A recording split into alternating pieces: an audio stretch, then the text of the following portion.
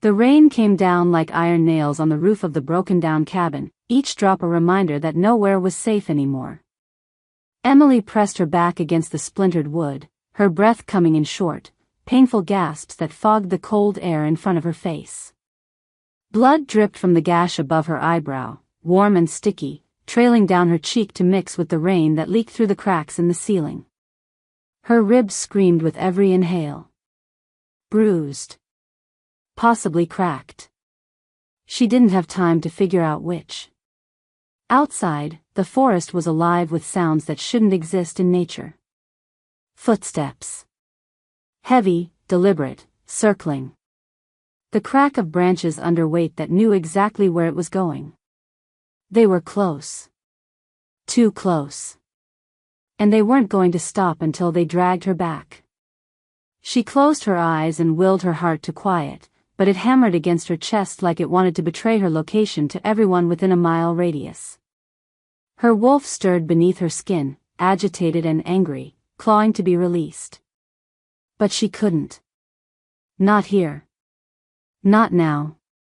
Shifting would only make her easier to track, easier to catch. Easier to break. The border territory had been her last hope. A forgotten stretch of land where outcasts and rogues came to disappear, where pack law held no weight and no one asked questions. It was supposed to be invisible. A place where someone like her could vanish into the cracks of the world and never be found again. She'd kept her head down for 3 weeks, masked her scent with crushed wolfsbane and pine resin, avoided every gathering, every whisper, every glance. She'd built a life out of silence. But silence only worked if no one was listening. The cabin door rattled. Once. Twice. The rusted handle turned slowly, testing. Emily's entire body locked up, every muscle coiled tight as wire. Her fingers curled around the silver knife she'd stolen from her old pack's armory, the one item she'd taken when she ran. Silver-burned werewolf flesh. It would buy her seconds. Maybe a minute if she was lucky. The door stopped moving. Then came the voice. Low. Familiar. Poisonous. Emily. I know you're in there. Her stomach dropped through the floor. That voice. It slithered through the cracks in the walls, wrapped around her throat, and squeezed. Marcus. Her ex. Her handler.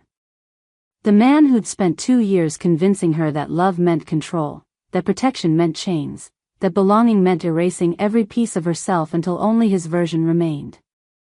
You can't run forever, Marcus continued, his tone almost gentle, like he was coaxing a frightened animal. You know that, don't you? You think this place will hide you? You think he doesn't know you're here? Emily's pulse spiked. He. Marcus never said the name. None of them did. But everyone knew who ruled the estate that bordered this forgotten stretch of wilderness. The Alpha King. Roland. A ruler so ancient, so powerful, that even rogue wolves whispered his name with fear lodged in their throats. His land stretched for miles, a fortress of old magic and iron law. No one crossed his borders. No one dared look him in the eye.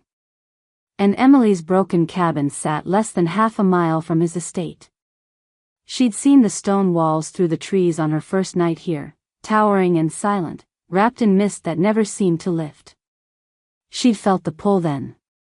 A strange, uncomfortable tug deep in her chest, like something inside her recognized something on the other side of those walls.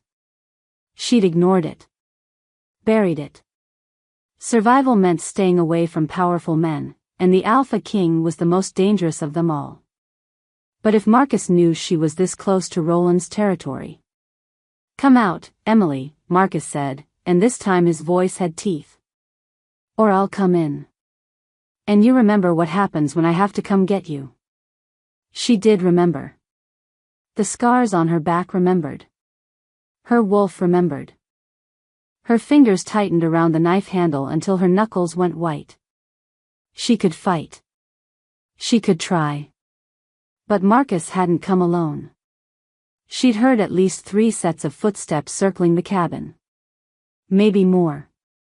He'd brought reinforcements this time, wolves loyal to the pack she'd fled, wolves who believed she was a traitor, a coward, a threat that needed to be contained. Or worse, a weapon that needed to be reclaimed.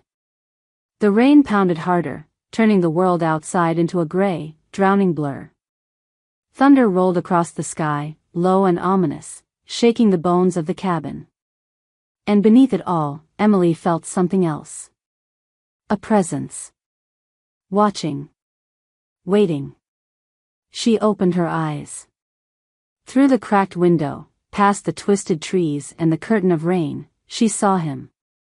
A figure stood at the edge of the clearing, impossibly still, impossibly tall. Dark hair slicked back by the storm. Eyes that glowed faintly even through the downpour, catching the dim light like a predator's. He wore no coat, no protection against the cold. Just a black shirt that clung to a frame built for violence, and an expression that betrayed nothing. Roland. The Alpha King. And he was staring directly at her. Emily's breath caught. For a moment, the world narrowed to just that gaze. Heavy. Assessing.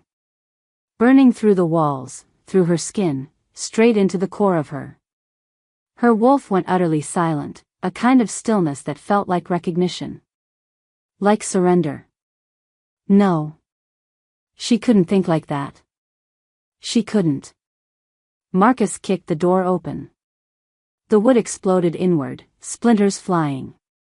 Emily spun, knife raised, but Marcus was faster. His hand shot out and grabbed her wrist, twisting until the blade clattered to the floor. Pain lanced up her arm. His other hand closed around her throat, slamming her back against the wall hard enough to rattle her teeth. There you are, he breathed, his face inches from hers. His eyes were wild, triumphant. Did you really think you could hide from me? From us? Emily couldn't answer. His grip was too tight. Black spots danced at the edges of her vision. Her wolf snarled and thrashed, begging to be released, but she held it back. If she shifted now, they'd know. They'd see the mark. The brand burned into her soul during a ritual she never agreed to, a bond forced into her blood by elders who wanted a weapon, not a woman. They'd see what she really was. Boss wants you back, Marcus hissed. And this time, you won't get away. This time, we're going to finish what we started. The door behind Marcus darkened. A shadow filled the frame. Massive. Unyielding. And then a voice, low and edged with something that made the air itself go cold. Let her go. Marcus froze. His hand loosened just slightly around Emily's throat, enough for her to drag in a desperate gasp of air. Slowly, he turned his head. Roland stood in the doorway, rain dripping from his hair, his eyes glowing molten gold. He didn't look angry. He looked like a force of nature interrupted. Like a storm given a face. This doesn't concern you, Alpha, Marcus said, but his voice wavered. She's ours. Pack business. Roland's gaze didn't shift. Didn't blink. She crossed into my territory. That makes her my business. The silence that followed was suffocating. Emily's heart thundered. Her vision swam. And somewhere deep inside her chest, beneath the fear and the pain and the crushing weight of survival, something stirred. Something old. Something that whispered a truth she'd spent years running from. He's here. Marcus's grip slackened just enough for Emily to breathe, but not enough to let her go. His fingers still pressed against her windpipe, a warning carved into her skin. He didn't turn fully toward Roland, just angled his body, keeping Emily pinned between himself and the wall like a shield. Like property. With all due respect, Alpha King, Marcus said, and the title dripped from his mouth like venom wrapped in silk, this woman is a fugitive. She ran from her pack. She broke sacred vows. We have every right to retrieve her. Roland stepped inside. Water pooled at his feet, but he didn't seem to notice. His presence filled the cabin, dense and overwhelming, pressing against the walls until the space felt too small to contain him. His eyes never left Emily. Not for a second. They burned through Marcus like he wasn't even there, like he was nothing more than an inconvenient obstacle standing between Roland and something that belonged to him. Except Emily didn't belong to anyone. Not anymore. I didn't ask about your rights, Roland said. His voice was quiet. Controlled. The kind of quiet that made smart people run. I told you to let her go. Marcus's hand twitched against Emily's throat. She felt his pulse through his palm, rapid and unsteady. He was afraid. He should be. Every instinct in her body screamed that the man standing in the doorway wasn't just powerful. He was ancient. Untouchable. The kind of alpha who didn't need to raise his voice because the weight of his authority did the work for him. She's dangerous, Marcus tried again, desperation creeping into his tone. She's been marked. Bound. If she stays here, if she's left unchecked, she'll. I know what she is.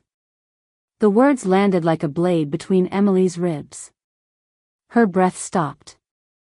Her entire body went rigid. He knows. How could he possibly know? She'd hidden it. Buried it. Spent years masking the bond that had been carved into her soul during a ritual meant to create something monstrous. A weapon disguised as a mate. The elders had promised her it would make her strong, that it would give her purpose. They'd lied. It had only made her a target. Roland's gaze finally shifted. Slowly. Deliberately. Until those molten gold eyes locked onto Marcus with the full weight of a predator who decided his prey had overstayed its welcome.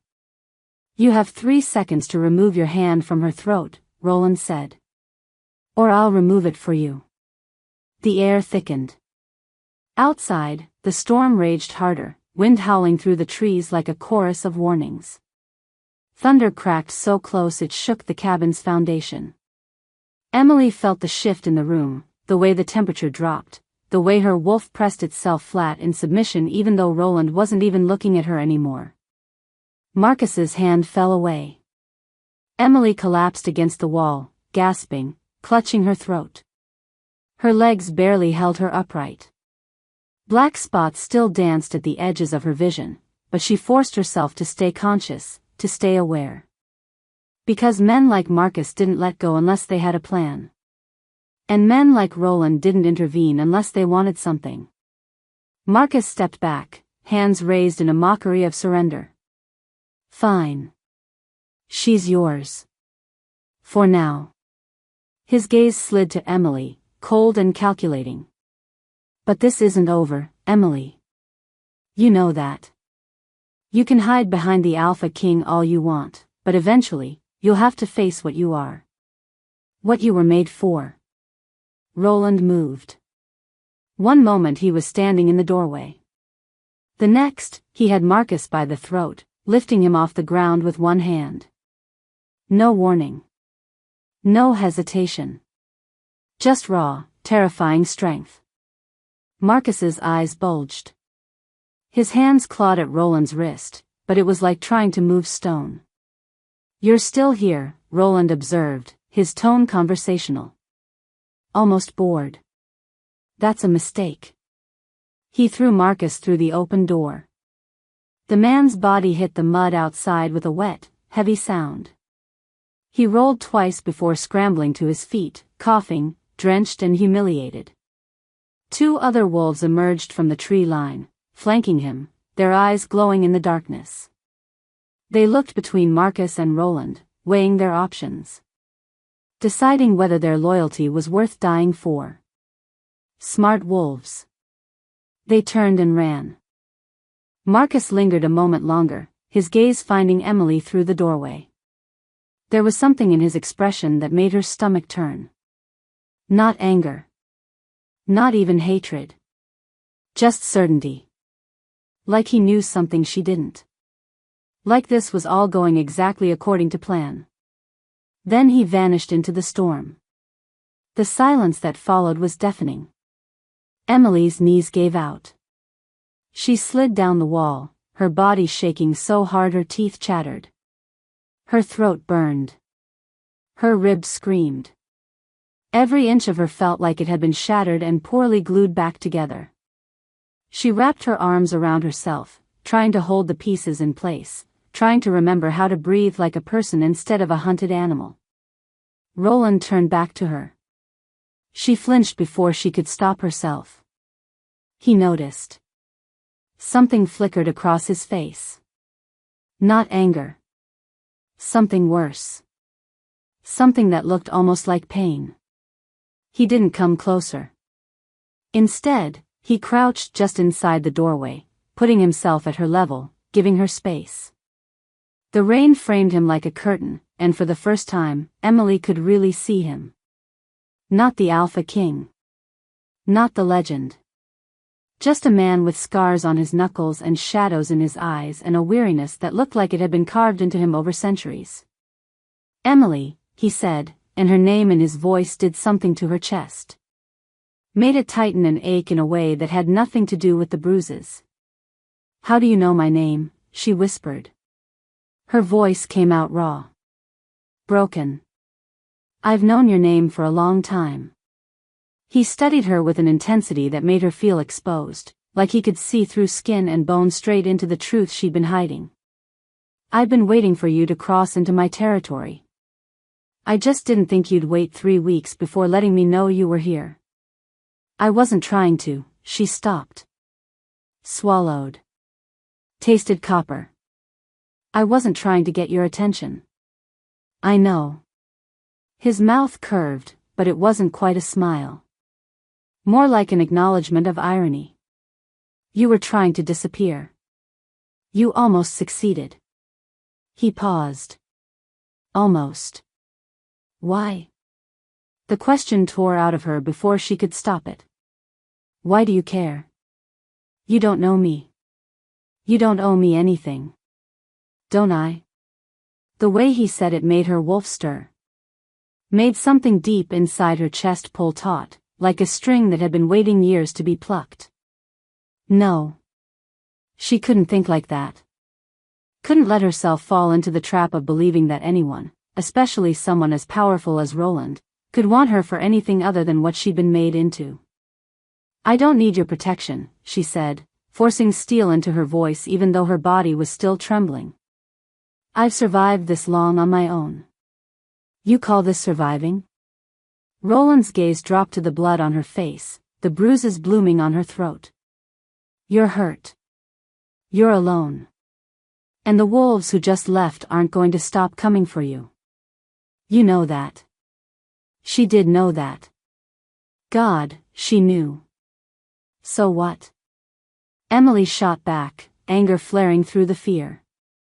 You want me to trade one cage for another? Marcus wanted to own me. My old pack wanted to use me. What makes you any different? Roland held her gaze for a long moment. Then he stood, slowly, and something in his posture shifted. Became softer. More careful. I'm not offering you a cage, Emily, he said quietly. I'm offering you a choice. Stay here, keep running, and see how long it takes before they corner you again. Or, he extended his hand. Palm up. An invitation. Come with me. Let me help you. No strings. No bindings. Just safety while you figure out what comes next. Emily stared at his hand like it might burn her. Every instinct screamed not to trust him. Not to trust anyone. But her body was breaking down. Her wolf was exhausted. And somewhere beneath all the fear and the anger and the shame, a small, desperate part of her whispered that maybe, just maybe, this man standing in the rain wasn't like the others. Maybe he'd been watching her for 3 weeks not because he wanted to control her. but because he'd been waiting to see if she'd ask for help. Her hand trembled as she reached out. Her fingers brushed his palm, and the moment their skin touched, electricity shot up her arm. Sharp. Undeniable. The bond she'd been running from flared to life, and she saw the recognition flash in his eyes. He knew. He'd always known. "Come on," Roland said, his voice gentle now, almost tender. "Let's get you somewhere warm." And despite everything, despite every lesson she'd learned about powerful men and broken promises, Emily let him pull her to her feet. Roland's estate wasn't what Emily expected. She'd imagined cold stone walls. Iron gates. The kind of fortress built to keep the world out and secrets locked inside. Instead, the main house rose from the forest like it had grown there, all dark wood and massive windows that glowed with warm light against the storm. Vines climbed the exterior walls, old and thick, winding around beams that looked like they'd been standing for centuries. It felt ancient. Alive. Like the house itself was breathing. Roland led her through a side entrance, away from what she assumed were the main halls where pack members might see her. He moved with purpose, his hand hovering near the small of her back but never quite touching. Guiding without claiming. She noticed that. Filed it away with all the other details that didn't match the stories she'd heard about the fearsome Alpha King. They climbed a staircase made of wood so dark it was almost black, polished smooth by time and countless footsteps. Emily's wet boots left muddy prints on each step. She wanted to apologize, but her throat still hurt too much to speak without wincing. Her entire body felt like one giant bruise wrapped around fractured bones. Roland stopped at a door near the end of the hall and pushed it open. The room inside was nothing like she expected either. Soft. Warm. A fire already burned in the stone fireplace, casting dancing shadows across walls lined with books. A massive bed dominated one side of the space, covered in thick blankets that looked like they'd swallow her whole. Through another doorway, she could see a bathroom with a tub large enough to drown in. "This is yours," Roland said. "For as long as you need it." Emily stood in the doorway, dripping rainwater onto hardwood floors that probably cost more than everything she'd owned in her entire life. "I can't." "You can." He moved to the fireplace, adding another log even though the fire didn't need it. Giving her space. Giving himself something to do with his hands. "There are clothes in the dresser. They'll be too big, but they're clean. Bathrooms through there. Take your time. I'll have food sent up." "Why are you doing this?" The question came out sharper than she intended, edged with suspicion she couldn't quite bury. Roland straightened, brushing ash from his hands. When he looked at her, something in his expression made her chest ache. Not pity. Understanding. Like he knew exactly what it felt like to be caught between gratitude and distrust, between wanting help and knowing the price it usually demanded. "Because you need it," he said simply. "And because," he paused, seeming to weigh his next words carefully. "Because I know what it's like to be something you never asked to become." Before she could respond, he was gone. The door clicked shut behind him, and Emily was alone. She stood there for a long moment, waiting for the trap to spring. For the lock to click. For someone to tell her the cost of this kindness. But nothing happened.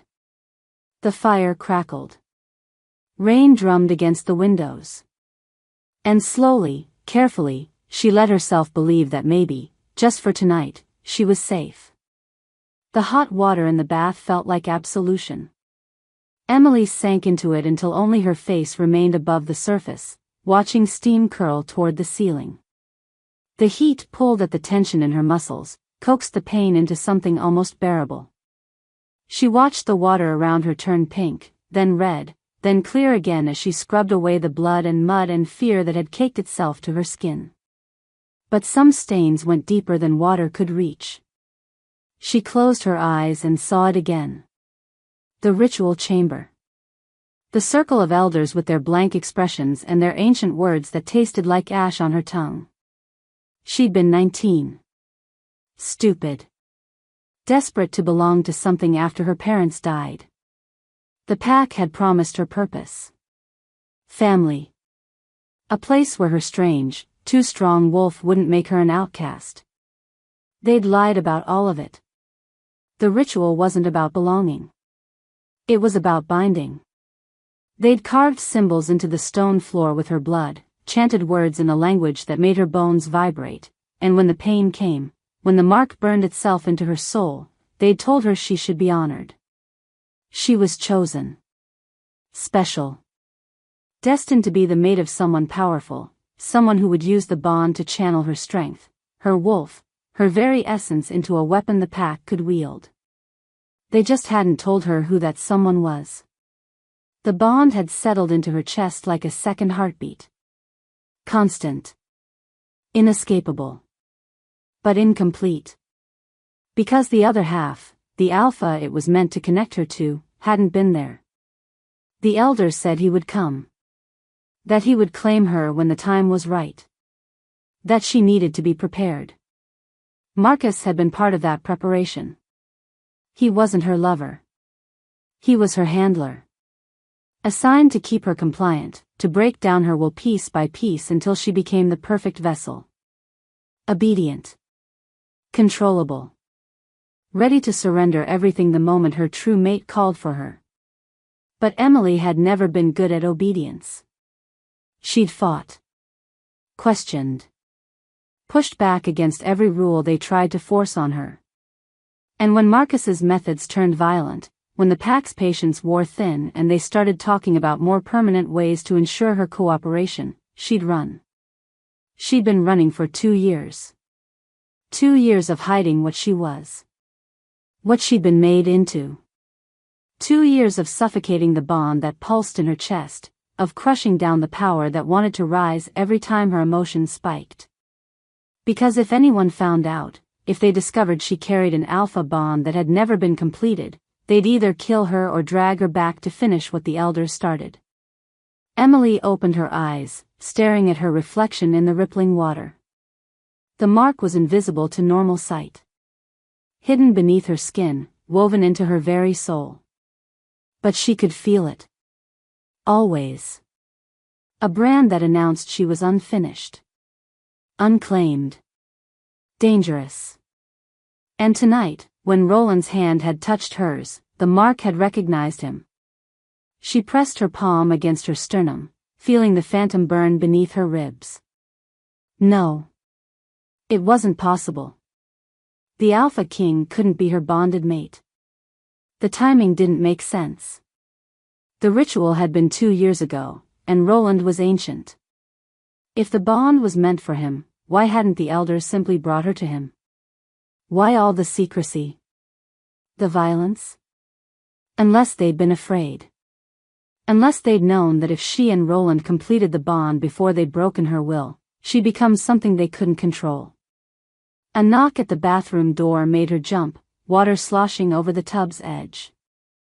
Food's outside the door, Roland's voice came through the wood. Low. Careful not to startle her more than he already had. I'm leaving. You don't have to worry about anyone bothering you tonight. Emily's throat tightened. Thank you. Silence. Then, Emily, whatever they did to you, whatever you're running from, you don't have to carry it alone anymore. His footsteps retreated before she could answer. She climbed out of the bath, dried off with towels softer than anything she'd felt in years, and pulled on clothes from the dresser. Roland had been right. They were too big.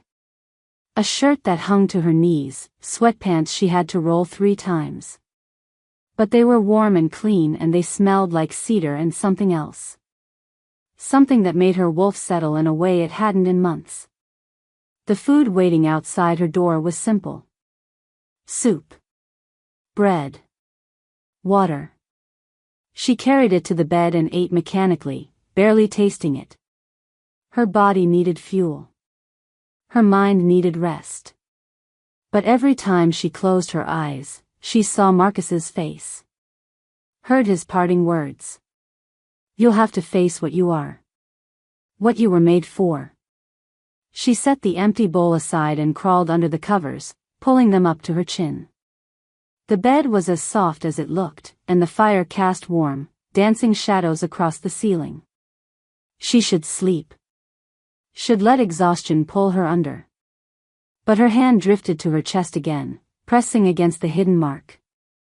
Roland knew her name. He'd been waiting for her. And when their skin touched, the bond had flared between them like recognition. Like coming home. Emily curled onto her side, facing the fire, and let the tears come. Hot. Silent. Releasing 2 years of terror and exhaustion and rage into the darkness where no one could see. She'd come here to disappear. To hide from a past that wanted to devour her. She hadn't come here to find her mate.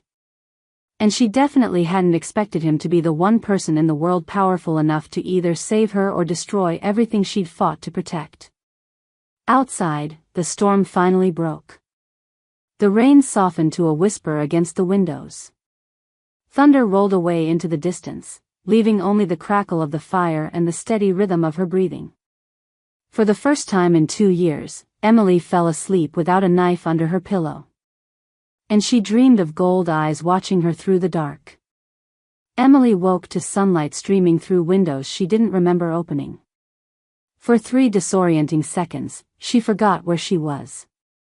Then it all rushed back. Marcus. The cabin. Roland's hand extended in the rain. She sat up too fast, her ribs protesting, and found a tray on the bedside table that hadn't been there when she fell asleep. Tea, still steaming. Fresh bread. Fruit that looked like it had been picked that morning. Someone had been in her room while she slept. Her pulse spiked, but then she noticed the note beside the tray, written in clean, precise handwriting. You were sleeping. Didn't want to wake you. The clothes in the closet will fit better. Take your time. R. Emily picked up the note, running her thumb over the letters. There was something almost careful about the way he'd written it. Like he'd considered every word. Like he knew she'd wake up afraid and wanted to ease that fear before it could take root. She dressed in the clothes he'd mentioned, dark jeans that actually fit, a soft sweater the color of moss. They were clearly new, bought specifically for her, and that thought sent a strange flutter through her chest. She braided her damp hair over one shoulder and ventured out of the room. The hallway was empty. Quiet. She followed the scent of coffee and something baking, letting her nose guide her down the stairs and through corridors lined with paintings that looked older than countries. The house felt different in daylight. Less imposing.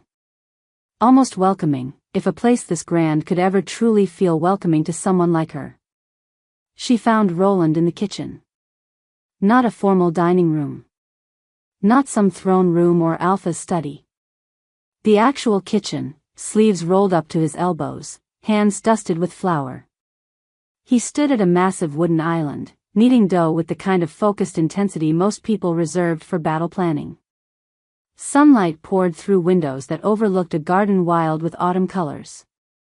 He looked up when she entered, and something in his expression softened. You're awake, he said, like this pleased him more than it should. How do you feel? Sore. Confused. She hovered in the doorway, unsure if she should come closer. Why are you making bread? The corner of his mouth lifted. Not quite a smile, but close. Because I'm good at it. And because thinking with my hands helps when my mind won't quiet. He gestured to the counter beside him. Coffee's fresh. Help yourself. Emily moved slowly into the space, hyper-aware of every step, every breath. She poured coffee into a mug that felt handmade, the ceramic warm and slightly uneven. The kitchen smelled like yeast and cinnamon and safety, if safety had a scent. You don't have servants, she asked, then immediately regretted it. It sounded accusatory. Roland didn't seem offended. I have staff. But I don't like people hovering. Especially not in the morning. He shaped the dough into a loaf with practiced ease. Besides, this house is too big for just me. It's nice to fill it with something other than silence. The loneliness in his voice was so unexpected, so raw, that Emily found herself speaking before she could stop. How long have you been alone? His hands stilled. For a moment, she thought she'd overstepped, that he'd shut down or dismiss her. But then he resumed working the dough, slower this time. A long time, he said quietly. Long enough that I've forgotten what it feels like to have someone ask that question. The weight of centuries hung in those words. Emily gripped her coffee mug, something aching in her chest. This man, this Alpha King who legend said had ruled for lifetimes, was standing in his kitchen making bread because he was lonely. I shouldn't be here, she said. Not because she wanted to leave. Because she needed him to understand. Marcus will come back. And when he does, he won't come alone. My old pack, they won't stop. If they find out I'm here, if they think you're protecting me, let them come. Roland's voice hardened, just slightly. Just enough to remind her what he was beneath the flour-dusted hands and the quiet morning routine. This is my territory. My land. And you're under my protection now whether you asked for it or not. But you don't understand what I know about the mark, Emily. The words dropped between them like stones into still water. Emily's coffee mug slipped. She caught it before it shattered, but liquid sloshed over the rim, burning her hand. She barely felt it. What? Roland set the dough aside, wiped his hands on a towel, and turned to face her fully. Those gold eyes that had haunted her dreams pinned her in place. The ritual mark. The incomplete bond. I've known since the moment you crossed into my territory. I felt it. Her throat closed. That's impossible. Is it? He took a step toward her, and she forced herself not to retreat. You felt it too. When I touched your hand. You knew. She had known. God help her, she'd known. The elders who performed that ritual, Roland continued, his voice low and controlled, they were playing with magic they didn't understand. Bonds like that, forced and incomplete, they're dangerous.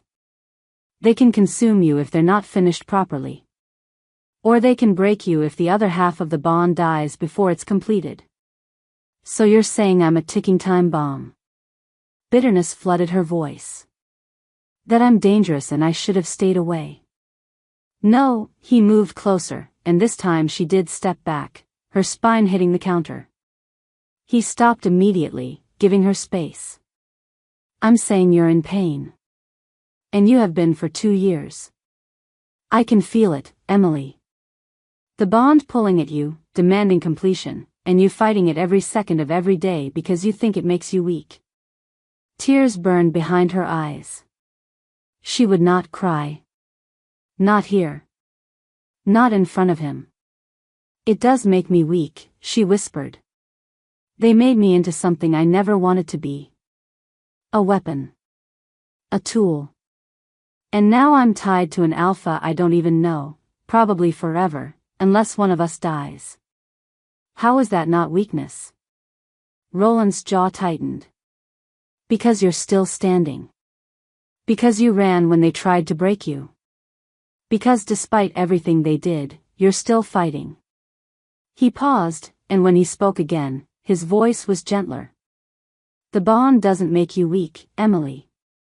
What they did to you was violence. But the bond itself, that's something else. What is it then? She hated how her voice cracked. What am I supposed to do with this thing burning in my chest? Come with me, he said. There's something I need to show you. They walked through the forest behind Roland's estate, following a path that looked like it had been worn into the earth over centuries. The morning was cool and bright, the storm-washed air sharp with the scent of pine and damp earth. Emily's ribs still ached with every breath, but she pushed through it, following Roland deeper into territory that felt older with every step. He didn't speak. Just led her forward with the confidence of someone who knew these woods like his own heartbeat. Birds called from the canopy above. Somewhere distant, water rushed over stone. The further they walked, the more the modern world seemed to fall away, replaced by something ancient and humming with power. They emerged into a clearing that stole Emily's breath. At its center stood a massive stone altar, covered in symbols so old they seemed to pulse with their own light. The stones were arranged in a perfect circle, each one taller than Roland, weathered by time but unbroken. Vines wound through cracks in the rock, blooming with white flowers that shouldn't exist this late in autumn. The air here felt different. Heavier. Like the space between heartbeats. What is this place? Emily whispered, afraid to speak too loudly. The first altar, Roland said, his voice reverent. This is where the original Alpha bloodlines were bound to the earth. Where the first wolves made their pact with the old magic. He moved to the center of the circle, placing his hand on the largest stone. This is where true bonds are meant to be forged. Not forced. Not twisted. True.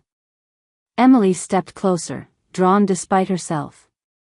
The symbols on the stones seemed to shift when she looked directly at them, forming patterns that her conscious mind couldn't quite grasp but her soul recognized. Why did you bring me here? Because I need you to understand something. Roland turned to face her, and the sunlight caught in his eyes, making them glow. The ritual your elders performed, the bond they tried to create, it wasn't random. They were trying to replicate something that already existed. Her heart stopped. What do you mean? There's a prophecy, Emily. An old one. Most wolves have forgotten it, but those of us who've lived long enough. He trailed off, his gaze distant. It speaks of a bonded pair. An alpha and an omega, marked by fate before they even meet. Their bond would be powerful enough to either destroy pack law as we know it or save it from collapse. I'm not an omega, Emily said automatically. I'm just. You're not just anything. His voice was firm. Your wolf is rare. Old blood. The kind that only surfaces once every few generations. The elders recognized it. That's why they tried to force the bond. They wanted to control what was always meant to be free. Emily's head spun. And you think, what? That I'm part of this prophecy? I think you carry a mark that matches mine. The world tilted. Roland lifted his shirt, exposing his chest. And there, directly over his heart, was a symbol. Burned into his skin in silver that seemed to shimmer in the dappled sunlight. It was complex, beautiful, terrifying. A knot of lines that formed something that looked almost like flames intertwined with wolf tracks.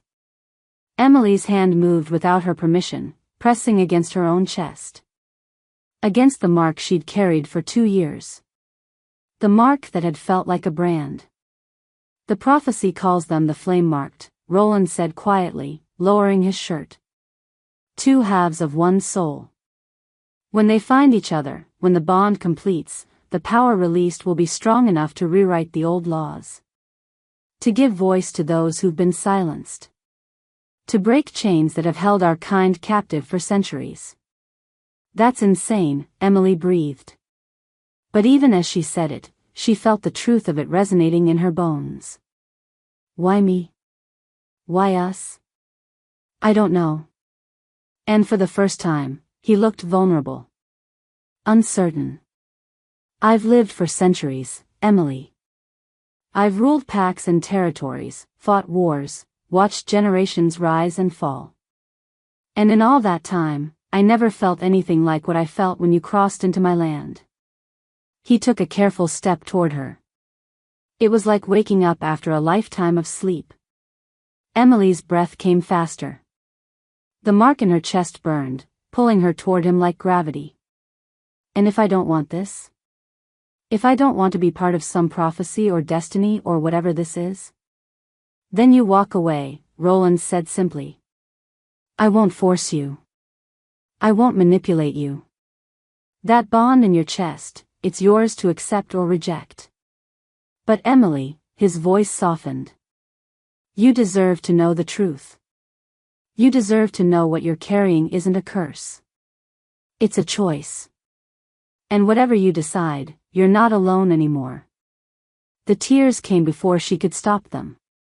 Hot and sudden, streaming down her face as 2 years of terror and confusion and desperate loneliness finally broke open.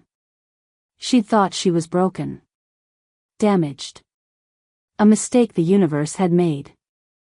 But standing here, in this ancient place, with this man who looked at her like she was something precious instead of something to fear. Maybe she wasn't broken at all. Maybe she was just unfinished. Roland didn't move to comfort her. Didn't try to touch her. He just stood there, solid and steady, letting her fall apart without judgment. And for the first time since the ritual, Emily let herself feel the bond. Really feel it. Not as a chain. Not as a weapon. But as a thread connecting her to someone who might actually understand. They stayed in the clearing until the sun climbed higher, burning off the morning mist that clung to the ancient stones. Emily sat on one of the altar rocks, her fingers tracing symbols she couldn't read but somehow understood. Roland gave her space, moving around the perimeter of the circle like he was checking for something only he could sense. The peace couldn't last. She'd known that from the moment she woke up safe in his house. Peace wasn't something people like her got to keep. The first sign of trouble came as a shift in the air. A tension that made the birds go silent. Roland's head snapped up, his entire body going still in that predator way that made her wolf whimper and press low. We need to go, he said, his voice clipped. Now. Emily was on her feet before she could think. What is it? Company. And not the kind that announces itself politely. He moved to her side, his hand hovering near her elbow. Stay close to me. No matter what happens, stay close. They made it halfway back to the estate before the wolves appeared. They came from all sides, melting out of the forest like shadows given teeth. 8 of them. Maybe 10. All in human form but radiating the kind of violence that said shifting was a formality they'd skip the moment it became convenient. Emily recognized the scent before she saw the faces. Her old pack. The ones who'd helped Marcus hunt her. The ones who'd held her down during the ritual while the elders carved their will into her soul. They formed a loose circle around her and Roland, cutting off any escape route. At the center of the group stood a woman Emily knew too well. Elder Moira. Ancient, silver-haired, with eyes like chips of ice and a smile that had never meant anything good. Alpha King, Moira said, inclining her head just enough to avoid outright disrespect. Forgive the intrusion. We've come to collect what belongs to us. Roland's presence shifted. Became denser. More dangerous. The temperature in the clearing seemed to drop 10 degrees. Nothing in my territory belongs to you, Elder. Especially not her. Moira's gaze slid to Emily, and the hunger in it made her stomach turn. The girl is pack property. She was bound to us through sacred ritual. She carries a mark that was paid for in blood and vows.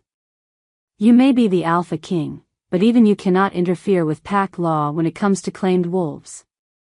She's not claimed, Roland said, and there was an edge in his voice sharp enough to cut. She's trapped. There's a difference. Semantics. Moira waved a dismissive hand. The ritual was completed. The bond exists. Whether she accepts it or not is irrelevant. She will return with us, or we will take her by force. Even from you. The wolves around them tensed, hands curling into claws, eyes beginning to glow. Emily's heart hammered against her ribs. They were outnumbered. Roland was powerful, but he was alone, and these wolves had come prepared for a fight. If it came to violence, people would die. Maybe her. Maybe him. She couldn't let that happen. Wait, Emily said, stepping forward. Roland's hand shot out, catching her wrist gently but firmly. Don't, he said quietly. Just that one word, but loaded with meaning. Don't sacrifice yourself. Don't give in. Don't believe them. She has a voice, Alpha King, Moira said, that terrible smile widening. Perhaps you should let her use it. Emily pulled free from Roland's grip, moving forward until she stood between him and the circle of wolves. Her body screamed at her to run, to hide, to make herself small and invisible like she'd done for 2 years. But something else burned in her chest now. Something that had woken up in the clearing with the ancient stones. Something that refused to be caged anymore. You want me back because I'm a weapon, Emily said, her voice steady despite the fear clawing at her throat. You don't care about pack law or sacred bonds. You care about control. About what you can make me do. Moira's expression didn't change, but something flickered behind her eyes. Calculation. You're emotional, child. Traumatized. We understand. That's why we sent Marcus to retrieve you gently. But you've run far enough. It's time to come home and fulfill your purpose. My purpose? Emily laughed, and it came out bitter. Sharp. You mean the purpose you carved into me without my consent? The bond you forced on me when I was too young and too desperate to understand what you were taking? We gave you power, Moira snapped, and for the first time, her composure cracked. We elevated you from nothing. From a weak orphan with no pack and no future. We made you special. You made me a prisoner. The words hung in the air like smoke. One of the wolves stepped forward, a man Emily recognized. Garrett. He'd been kind to her once, before the ritual. Before everything changed. Emily, please. Just come back. We can work this out. The Alpha King doesn't understand pack business, but you do. You know how important this is. How many wolves are depending on? On what? Emily cut him off. On me being broken enough to accept whatever you want to do with me? On me being so scared that I'll let you finish what you started? You don't understand what's at stake, Garrett said, and he actually looked pained. Like he believed what he was saying. The old power is waking up. We need wolves who can channel it. Who can stand between our people and the darkness that's coming. You were chosen for this. Marked. You can't just walk away from destiny. Watch me. The clearing exploded. It happened so fast Emily barely tracked it. One moment, the wolves were standing in formation. The next, they were shifting, clothes tearing, bones breaking and reforming as fur erupted from skin. 10 fully shifted wolves, massive and snarling, circled them like a noose pulling tight. Roland moved in front of Emily, his body a wall between her and the threat. He didn't shift. Didn't need to. The power that rolled off him was answer enough. The ground beneath their feet trembled. Trees creaked. And when he spoke, his voice carried the weight of centuries of authority. You will not touch her, he said. Each word fell like a hammer. You will turn around, return to whatever hole spawned you, and you will never cross into my territory again. Or I will show you why wolves have feared my name for 300 years. Moira's wolf, white as bone, eyes still eerily human, let out a sound halfway between a laugh and a growl. Then she did something that made Emily's blood freeze. She shifted back. Partially. Her body caught between forms, grotesque and wrong, mouth stretched too wide around too many teeth. When she spoke, her voice was layered with something ancient. Something that didn't belong in a wolf's throat. The girl doesn't belong to you, Alpha King. She belongs to the pact. To the old blood. And the old blood always collects its debts. Then Moira lunged. Roland met her midair. The impact shook the forest. Emily stumbled back, nearly falling, as the two powerhouses collided with force that cracked tree trunks. The other wolves surged forward as one, and Roland, still in human form, moved through them like water, every strike precise, every movement calculated. He was brutal. Efficient. Terrifying. But he was still 1 against 10. Emily saw it the moment before it happened. Garrett breaking away from the fight, circling wide, eyes locked on her. She tried to run, but her ribs screamed and her legs were too slow. He tackled her into the dirt, pinning her with weight and muscle, jaws snapping inches from her throat. "I'm sorry," he growled, the words barely human. "I'm sorry, Emily. But you have to come back. We need you. The pack needs." Power exploded from her chest. Silver light erupted outward, blinding and pure, throwing Garrett off her like he weighed nothing. He hit a tree 20 feet away with a sickening crack and didn't get up. The light kept expanding, pouring from Emily's skin, from the mark over her heart, illuminating the entire clearing in brilliant white-hot radiance. Every wolf froze. Emily stood, trembling, her hands glowing like she'd swallowed the sun. The power pouring from her didn't hurt. It felt right. Natural.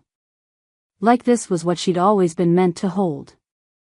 Moira's half-shifted form stared at her with something Emily had never seen on the elder's face before. Fear. "Impossible," Moira breathed. "The bond isn't complete. You shouldn't be able to access that power alone. Unless..." The light flickered. Pulsed. And Emily felt it. The bond in her chest, burning brighter than ever, reaching for something. Someone. She turned her head and found Roland standing in the wreckage of the fight, blood on his knuckles, eyes wide and locked on her. The bond was reaching for him. "Emily," he said, and his voice was rough. Awed. "Whatever you're feeling right now, you need to pull it back.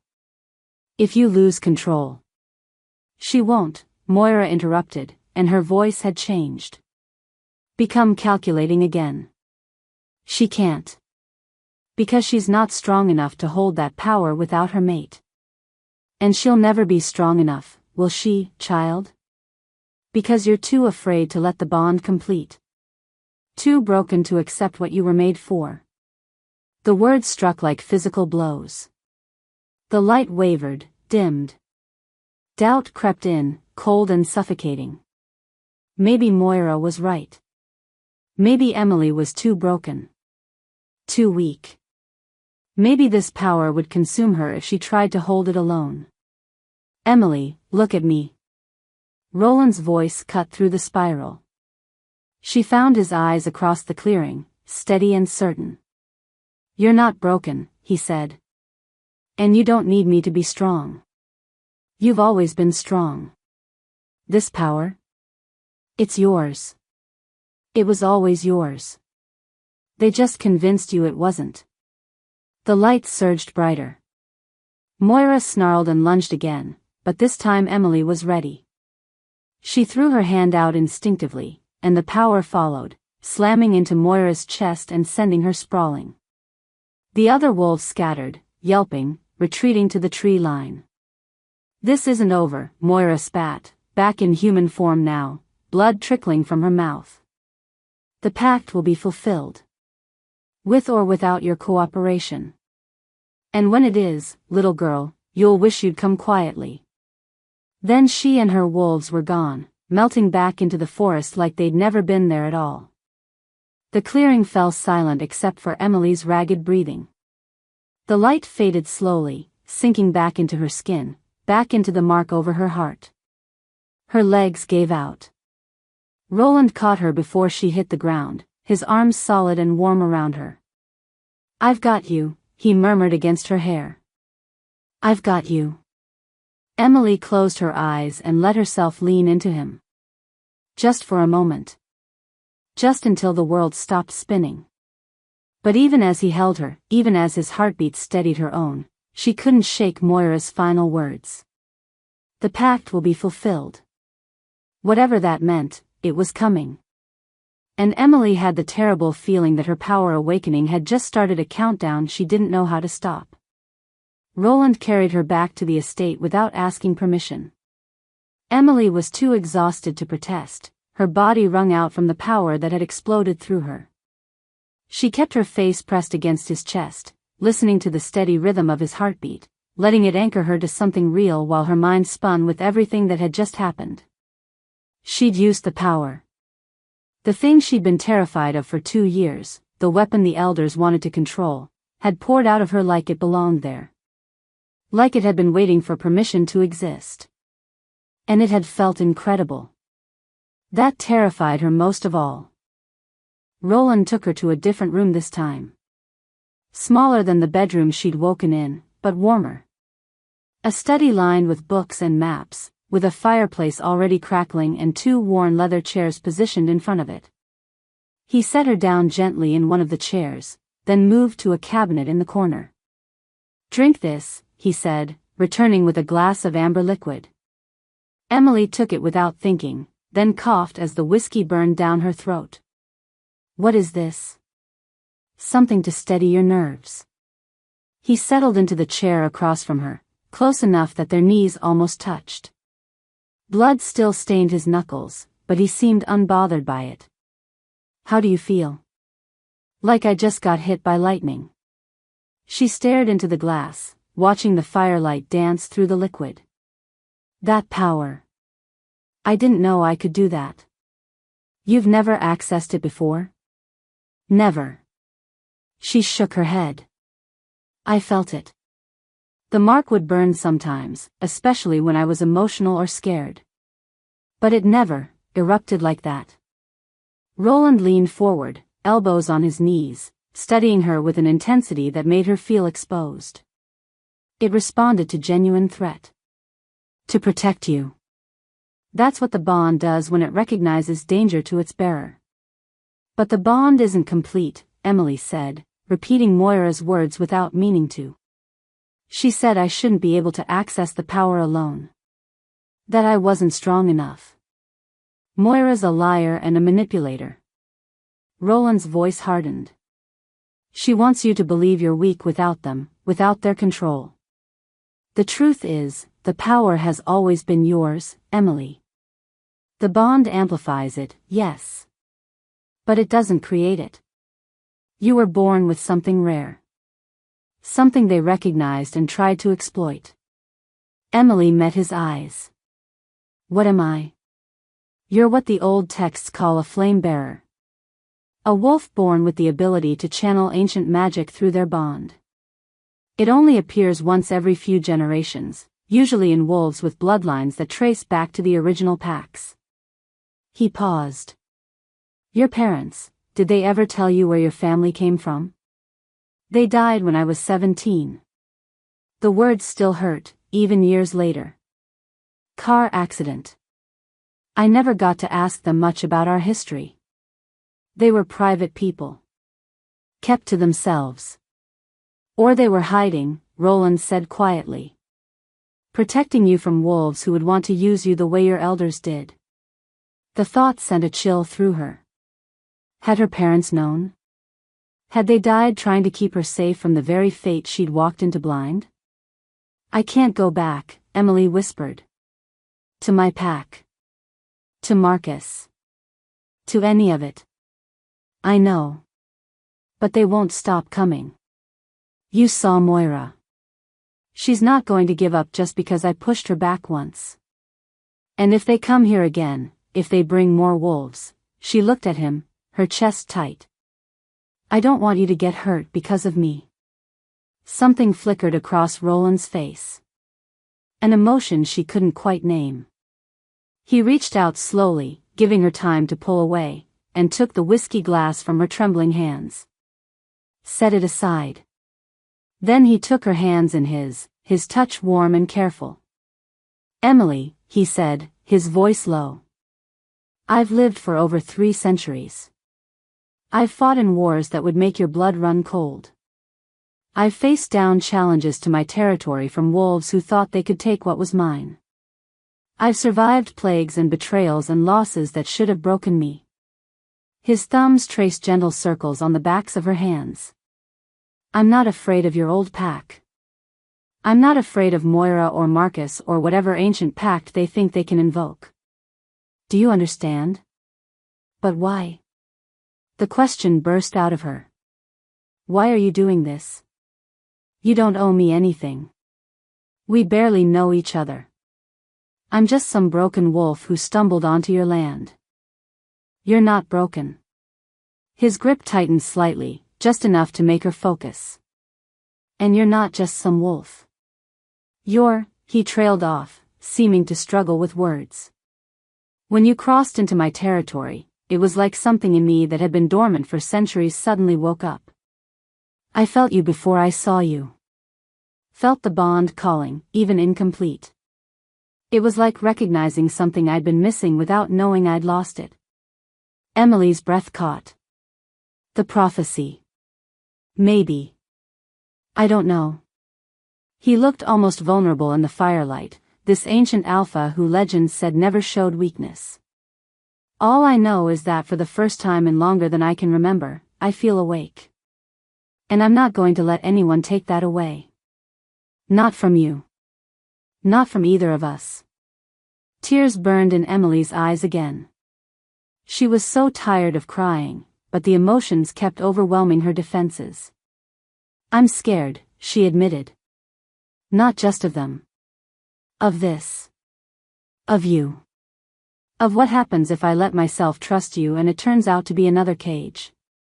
Then leave, Roland said simply. Right now. Walk out that door. I'll give you money, resources, protection from a distance. I'll make sure Moira and her pack can't touch you. But I won't force you to stay. I won't trap you here and call it safety. She stared at him. You'd really let me go? I'd hate it. His honesty was raw. Unfiltered. Every instinct I have is screaming at me to keep you close, to protect you, to complete this bond and damn the consequences. But you've had enough people make choices for you. I won't be another one. The words settled into her chest, warm and unexpected. He meant it. She could see it in his eyes, feel it in the way he held her hands like she was something precious but not possessed. I don't want to leave, she whispered. I want to stay. I'm afraid of what that means. It means you're safe. For now. That's all. He squeezed her hands gently, then released them, sitting back. Giving her space to breathe. Everything else, we'll figure out as we go. They sat in silence for a while, the fire crackling between them. Emily felt her body slowly relaxing, the adrenaline from the fight finally draining away. Her ribs still hurt, but the pain was manageable now. Distant. Like her body understood it was allowed to stop being in survival mode for a moment. Can I ask you something? She said finally. Anything. The mark on your chest. How long have you had it? Roland's expression shifted. Became distant. 30 years. It appeared one night without warning. No ritual.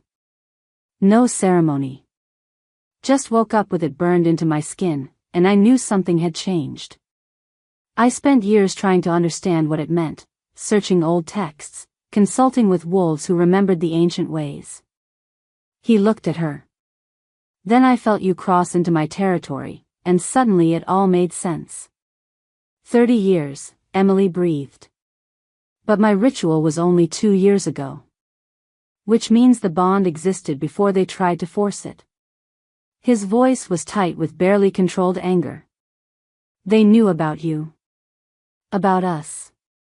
They tried to hijack something that was already forming naturally. Tried to twist it into something they could control. The implications made Emily feel sick. So all of it. Marcus, the ritual, everything, it was all to get ahead of the real bond? To corrupt it before it could form properly. Yes. Roland's hands curled into fists. If the bond had completed naturally, between two willing participants, the power it released would have been significant. Enough to challenge pack hierarchies. To give voices to wolves who've been silenced. To rewrite laws that have kept omegas and weaker wolves as property for generations. That's what Moira meant, Emily said slowly. About the pact needing to be fulfilled. They're not trying to complete the bond the right way. They're trying to force it their way. To make sure the power serves them instead of threatening them. Exactly. Roland stood, pacing to the window. Rain had started again, pattering softly against the glass. Which means they'll keep coming. They'll escalate.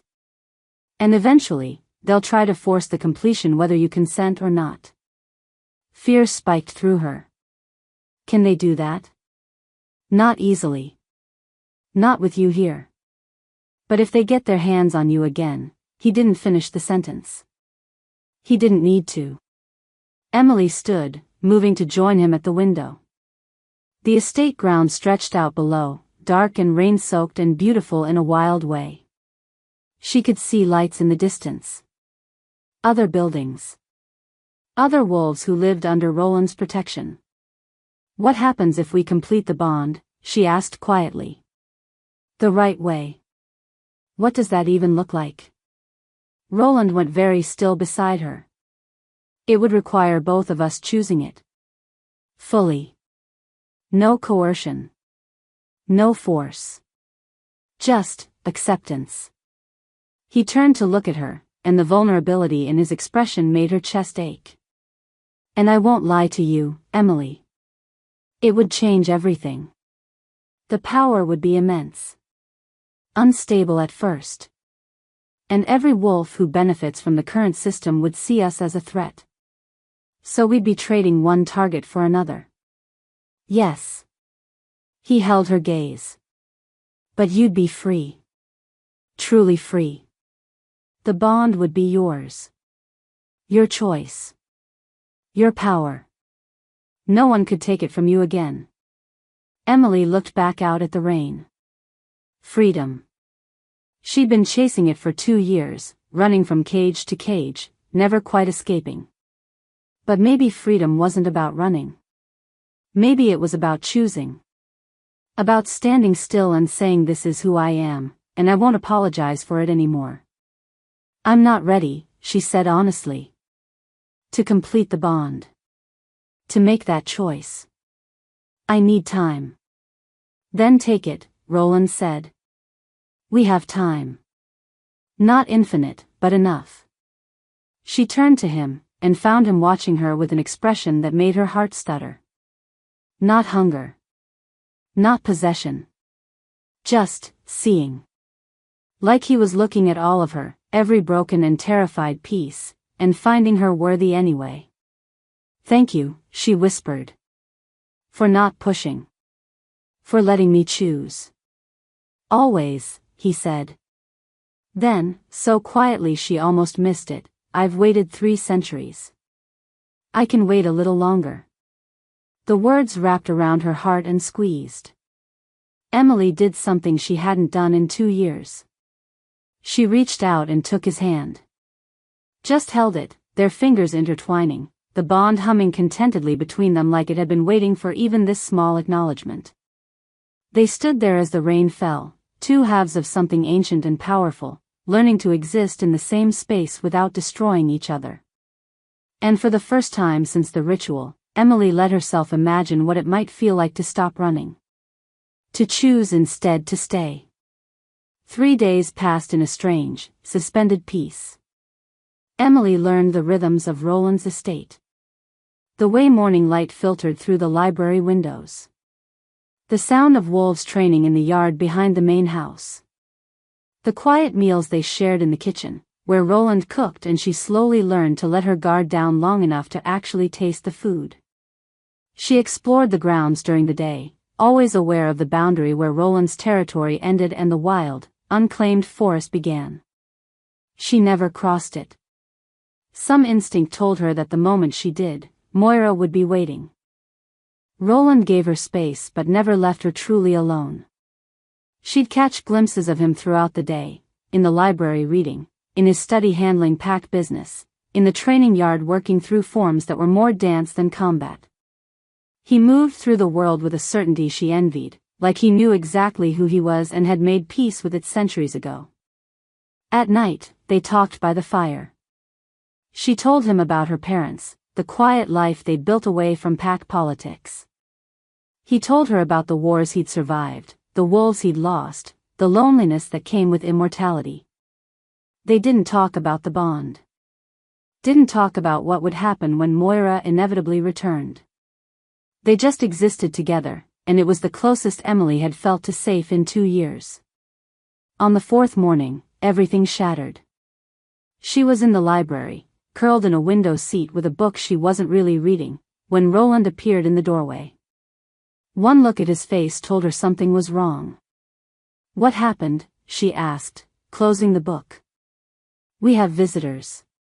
His voice was carefully neutral, but tension radiated from every line of his body. "The Council of Alphas has called an emergency gathering. Here. Today." Emily's stomach dropped. "Why?" "Because someone told them about you."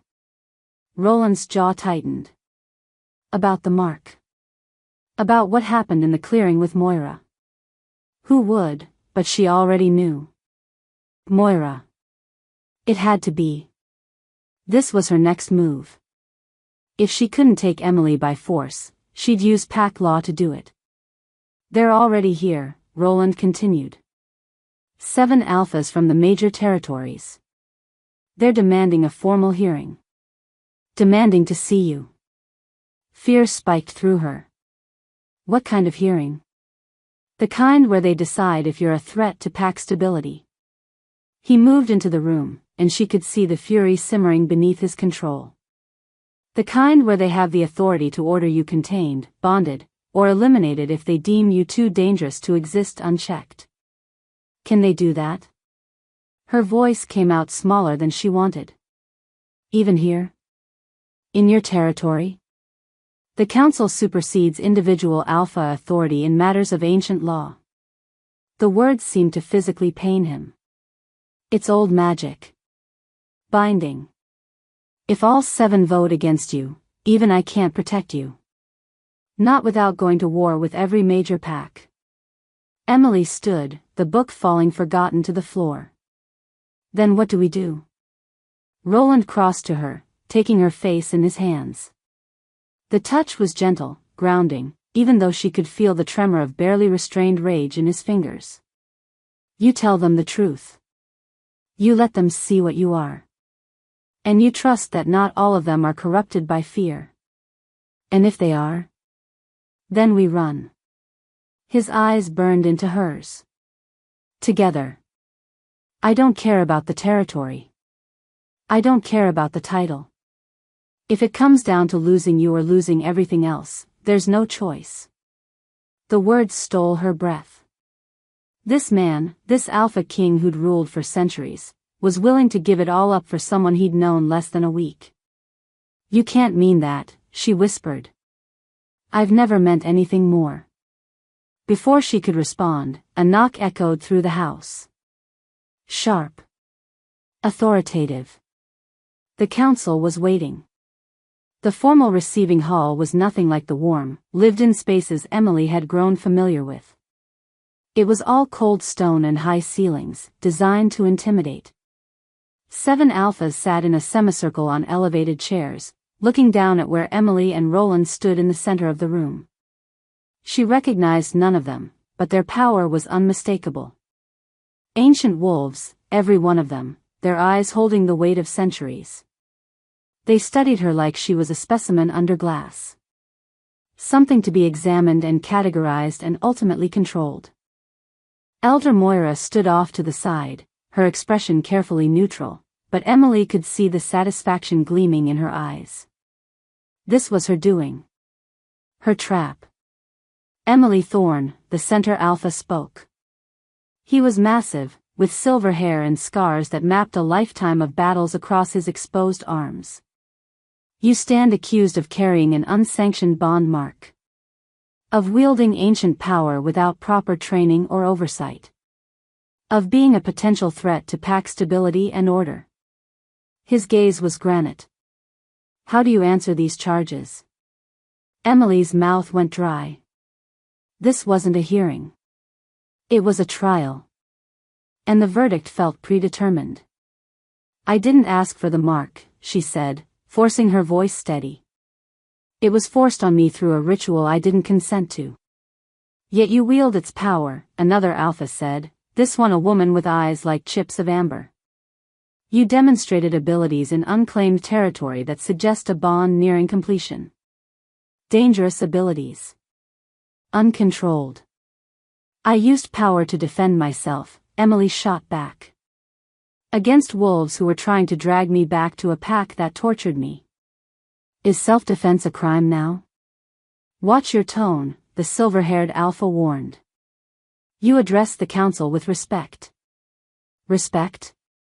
The word burst out before she could stop it. You sit up there judging me for something that was done to me. You're not here to listen. You're here to decide if I'm convenient or inconvenient. If I'm a weapon you can use or a threat you need to eliminate. Emily, Roland's hand touched her elbow, a gentle warning. But she was done being careful. Done shrinking herself to make powerful wolves comfortable. None of you care that I was 19 when they carved this mark into my soul, she continued, her voice rising. None of you care that I spent 2 years being broken down and rebuilt into something they could control. You don't see me. You see a problem. And you're trying to decide the easiest way to make me disappear. Silence fell across the hall. The alphas stared at her with expressions ranging from shock to anger to something that might have been approval. Then Elder Moira spoke. The girl is clearly unstable, she said, her voice dripping false concern. Traumatized. She doesn't understand the danger she represents.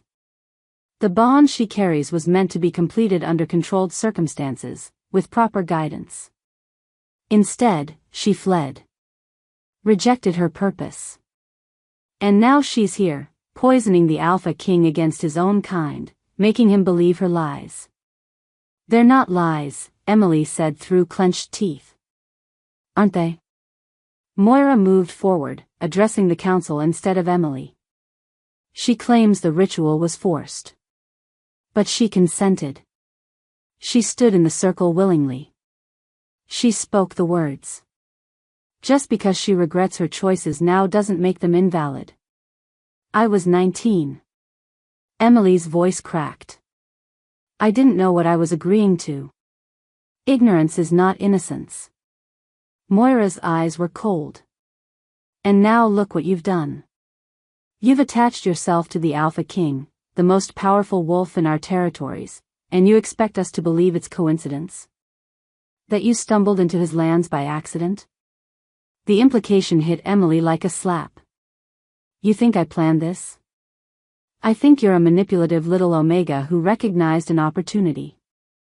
Moira's mask finally dropped, revealing the venom beneath. I think you're using the bond to seduce the Alpha King, to make him weak, to turn him against the very structures that keep our kind safe and organized. That's enough. Roland's voice cut through the hall like a blade. He stepped forward, placing himself partially in front of Emily. You will not speak to her that way. And this proves my point, Moira said, gesturing to him. Look at him. The legendary Alpha King, reduced to defending a wolf he's known for days. This is what the incomplete bond does. It corrupts. It makes us vulnerable. This is exactly why it must be completed under controlled circumstances, or severed entirely. The silver-haired alpha leaned forward. You're suggesting we sever the bond? I'm suggesting we have 3 options, Moira said. Complete the bond properly, under council supervision, ensuring the power can be monitored and controlled. Sever the bond, which would be painful but would free both parties. Or, she paused, letting the weight build.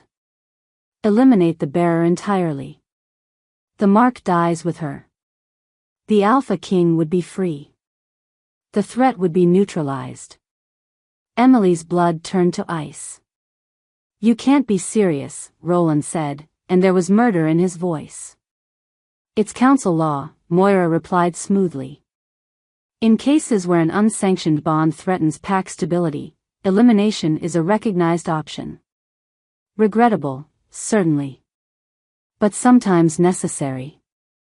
This is insane, Emily breathed. She looked up at the alphas on their elevated seats. You're talking about killing me because I'm inconvenient. Because I won't let you control me. The amber-eyed female alpha spoke, and her voice was gentler than the others. Child, no one wants to kill you. But you have to understand. The power you carry, if it completes without oversight, could destabilize everything. Pack hierarchies exist for a reason. They keep order. Keep the peace. If every Omega decided they didn't need to submit, if every bond could form without approval, then wolves would be free, Emily finished. And you'd lose your power over them. The Alpha's expression hardened. You're naive. No, Emily straightened, and felt the power stirring in her chest. The mark burning brighter. I'm done being afraid. You want to know what I am? What this bond makes me? I'll show you. Emily, don't, Roland started, but it was too late. She let the power rise. Silver light poured from her skin, illuminating the entire hall. The alphas on their seats leaned back, shielding their eyes, but Emily kept pushing. Let them see. Let them understand exactly what they were trying to control. The mark on her chest blazed visible through her clothes, the intricate pattern glowing like molten silver. And in the light, something else became clear. The symbols weren't random. They formed words. Ancient words that Emily suddenly understood even though she'd never learned the language.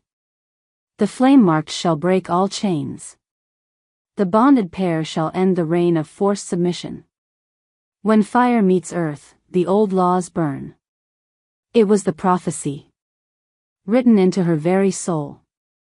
The light intensified, and Emily felt something crack. Not break. Open.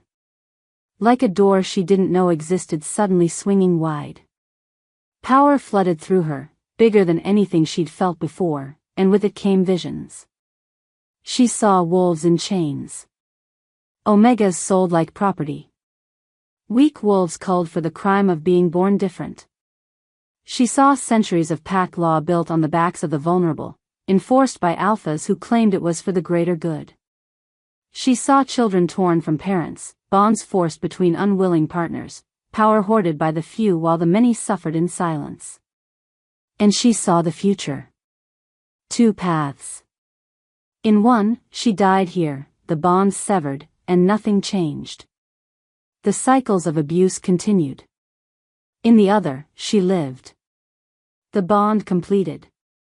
And every chain forged by corrupt pack law shattered. The visions ended, and Emily collapsed.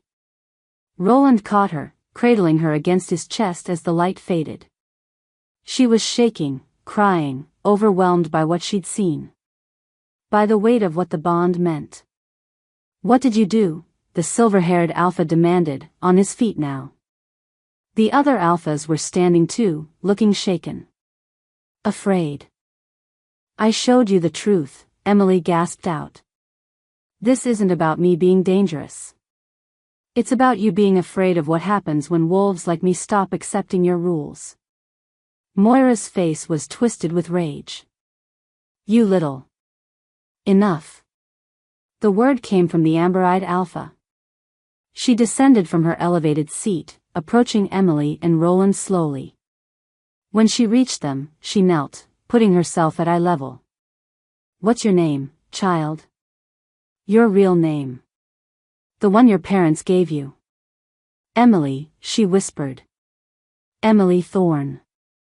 The Alpha's eyes widened. "Thorne." She looked up at the other council members. "Her bloodline." "It's irrelevant," the silver-haired Alpha interrupted, but he looked unsettled. "The law is clear. An unsanctioned bond of this magnitude cannot be allowed to complete without." "The law is wrong." Everyone turned to stare at the speaker. It was the youngest Alpha on the council, a man who'd been silent until now. He stood, his expression grim but certain. "The law was written to protect us, yes. But it's been corrupted over centuries. Used to control instead of guide. To enslave instead of unite. And if we continue down this path, if we kill this girl or force her into a completion she doesn't choose," he looked at each council member in turn, "we become the very monsters our ancestors swore we'd never be." "You're talking about revolution," another Alpha said, voice tight with barely controlled fear. "I'm talking about evolution." The young Alpha moved down to stand beside the amber-eyed woman. "Times change. Our laws must change with them. Or we die." The silver-haired Alpha's face was stone. "This council will not be divided. We vote. Now. All in favor of bond completion under council supervision, raise your hand." 3 hands went up. Including Moira, who wasn't even on the council but seemed to have voting power anyway. "All in favor of bonds severing." 2 hands. "All in favor of elimination." The final 2 hands rose. Including the silver-haired Alpha himself. Deadlock.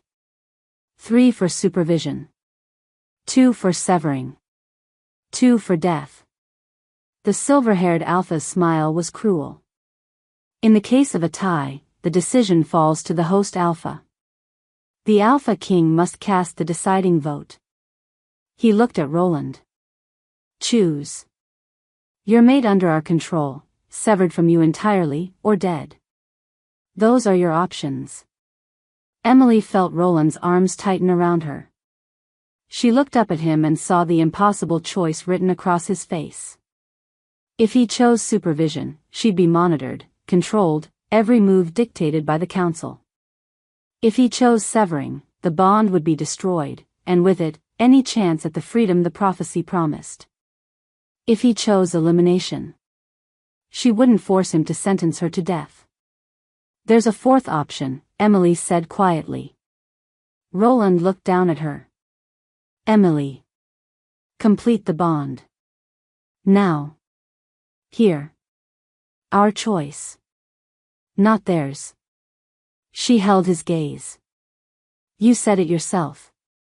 If we run, they'll hunt us forever. If we play by their rules, I'm never free. But if we complete it, if we do it our way," she smiled, even through the fear. "Maybe we survive. Maybe we change everything. Or maybe we burn. But at least it's our fire." "You're not ready," he said, but there was hope in his voice. Desperate, terrified hope. "I'm choosing," Emily said. "That makes me ready." The hall erupted. Alphas shouting, Moira screaming protests, chaos breaking over them like a wave. But Emily and Roland remained still, eyes locked, the bond between them singing with recognition. "Are you sure?" he whispered. "No," she admitted. "But I'm choosing anyway." Roland's smile was fierce. Proud. "Then let's burn the world down together." He kissed her. And the bond completed. The moment Roland's lips touched hers, the world exploded. Silver light erupted from both of them, so bright the Alphas had to shield their eyes or turn away completely. The mark on Emily's chest blazed, and she felt an answering burn from Roland's, two halves of the same symbol finally aligning after 30 years of separation. The power that had been dormant, fractured, incomplete, suddenly snapped together like a key turning in a lock that had been waiting centuries to open. Pain came first. Searing, absolute, as the forced ritual mark burned away, replaced by something real. Something chosen. Emily screamed into Roland's mouth, and he held her tighter, his own body rigid with agony as the bond rewrote itself in their souls. Every nerve ending felt like it was on fire, every cell restructuring, every piece of who they'd been individually dissolving to make room for what they were becoming together. Then the pain shattered into something else entirely. Power poured into Emily like a flood breaking through a dam. Not just her own anymore, but Roland's too, 3 centuries of accumulated strength, ancient magic tied to bloodlines that stretched back to the first wolves who'd walked the earth. It should have destroyed her. Should have burned her from the inside out. But instead, it felt like coming home. Like every piece of her that had been scattered and broken was suddenly being gathered up and made whole. She could feel Roland in her mind. Not invading. Not controlling. Just present. His thoughts, his emotions, his absolute conviction that this was right tangling with her own until she couldn't tell where she ended and he began. And beneath it all, the bond thrummed with a truth that made her want to weep. You are mine and I am yours and nothing will separate us again. The light expanded, pressing against the walls of the hall, cracking stone that had stood for generations. The alphas were shouting, scrambling backward, but their voices sounded distant. Muffled. Like Emily was underwater and they were screaming from the surface. Roland broke the kiss, pressing his forehead to hers, both of them gasping for air that tasted like ozone and smoke. Emily, he breathed, and his voice was different. Deeper. Layered with something ancient. Can you hear them? She could. Voices. Thousands of them. Crying out from the past, from the present, from possibilities that hadn't happened yet. Wolves who'd been silenced, broken, erased. Their pain washed over her in waves, and she understood suddenly what the bond had made her. Not just Roland's mate. A voice for the voiceless. A flame to burn away the chains. Make it stop. Moira's scream cut through the chorus. Stop them. They're destroying everything. But the light kept growing. The symbols on Emily's skin weren't just glowing anymore, they were moving, spreading across her arms, her neck, visible marks of power that wrote themselves in real time. Ancient words in a language older than pack law, older than the council, older than the corruption that had twisted wolf society into something brutal and broken. The silver-haired alpha raised his hand, and Emily felt magic gathering. Attack magic. Meant to sever, to destroy, to stop the bond before it could fully take root. No, Roland's voice shook the foundations. He pulled Emily behind him, his own power rising to meet the threat. You will not touch her. She's an abomination, the alpha roared. The prophecy was never meant to be fulfilled. It will destroy pack order. It will. It will free them, the amber-eyed alpha interrupted, stepping between Roland and the silver-haired leader. That's what you're really afraid of, isn't it? Not chaos. Not destruction. Freedom. The end of your ability to control who mates whom, who lives and dies, who speaks and who suffers in silence. You're a fool, Vera, the silver-haired alpha spat. Stand aside or be judged complicit in this. I stand with them, Vera said firmly. The young alpha who'd spoken earlier moved to her side, and after a moment's hesitation, 2 others joined them. 4 alphas now standing between Emily and those who would destroy her. The deadlock had broken. But not in a way that promised peace. Moira's laugh was shrill, tinged with hysteria. You think this is over?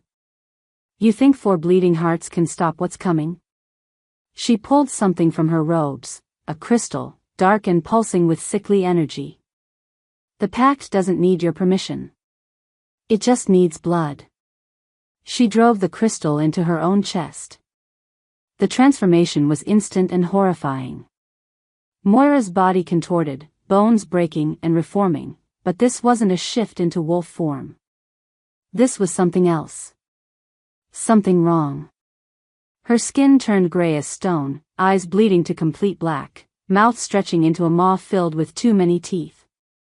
The power radiating from her was ancient, corrupt, nothing like natural wolf magic. The old blood claims what's owed, Moira's voice echoed from that twisted form, multiplied and distorted. The girl was promised. The weapon was paid for. And we will collect. She lunged. Roland moved to intercept, but Emily was faster. The power singing through her veins responded to her will without thought, without hesitation. She threw her hand out and silver fire erupted from her palm, not metaphorical, not symbolic, but actual flames made of pure light. They slammed into Moira's corrupted form and the creature that had been an elder shrieked, stumbling back. The pact is broken, Emily said, and her voice carried the weight of the bond, of centuries of suppressed power finally released. I was never yours to claim. Moira snarled and attacked again, faster this time, claws extended and dripping with something that looked like liquid shadow. Emily raised both hands and the silver fire built into a wall between them. Where the corruption touched the flames, it burned away, screaming. How? Moira's eyes were wild, disbelieving. The bond just completed. You shouldn't be able to control the power yet. It takes years to master. I've been controlling it my whole life, Emily realized, the truth settling into her bones. Every time I pushed it down, every time I suffocated it to survive, I was learning. You thought breaking me would make me easier to use. But all it did was teach me how to hold fire without burning. The flames intensified, pushing Moira back step by step. The other alphas who'd sided with her, the silver-haired leader and his remaining supporter, tried to aid her, gathering their own magic. But Vera and her allies countered, engaging them before they could reach Emily. The hall descended into chaos. Magic crashing against magic, the ancient stones cracking under the pressure. Roland stayed at Emily's side, his power flowing into hers, amplifying it, giving her the strength to hold back the corrupted pact magic that Moira wielded like a weapon. You can't win, Moira hissed, her form flickering between wolf and monster and something neither. The pact has been building for centuries. Collecting debts. Feeding on the suffering of every Omega silenced, every weak wolf culled, every forced bond. That power belongs to us now. And we will use it to ensure order prevails forever. Your order is slavery, Emily shot back. The fire in her hands shifted, changed, began forming shapes. She could feel Roland's understanding flowing through the bond, his 3 centuries of tactical knowledge merging with her raw instinct. Together, they were creating something new. Something the old wolves had never seen. The flames coalesced into chains. Silver chains made of fire and will and absolute refusal to submit. Emily flung them forward and they wrapped around Moira's corrupted form, burning away the pact magic inch by inch. The creature shrieked and thrashed, but the chains held, feeding on the very corruption they touched. This ends now, Emily said, advancing. Each step sent cracked spider webbing across the stone floor, power leaking from her with every breath. You will release every wolf bound by forced rituals. You will dissolve every law that treats living beings as property. And you will never use blood magic to enslave my kind again. Your kind? Moira laughed, even as the chains burned deeper. You're an alpha's mate now, girl. You're one of us. You benefit from the same system you claim to despise. No, Roland's voice joined Emily's, their words synchronizing through the bond. We're neither. We're what comes after. What grows from the ashes when corrupt systems finally burn. Together, they pushed. The silver fire surged through the chains, into Moira's body, seeking out the core of the packed magic. When it found it, that dark crystal she'd driven into her chest, the flames wrapped around it like hungry serpents. No! Moira's scream was a dozen voices at once, all of them terrified. If you destroy the pact, you destroy centuries of order. Chaos will reign. Wolves will tear each other apart without structure. Maybe, Emily said. Or maybe they'll finally learn to live without fear. She closed her fist.